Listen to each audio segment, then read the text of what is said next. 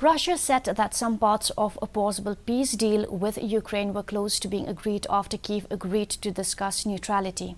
He said that President Vladimir Putin had spoken about neutrality along with security guarantees for Ukraine without NATO enlargement as one possible variant in February. Lavrov said key issues included the security of people in eastern Ukraine, to demilitarization of Ukraine and the rights of Russian-speaking people in Ukraine. Lavrov cautioned that the negotiations were not easy, but that was some hope on reaching a compromise. Meanwhile, NATO is set to tell its military commanders to draw up plans for new ways to deter Russia following Moscow's invasion of Ukraine, including more troops and missile defenses in Eastern Europe. Meghalaya cabinet approved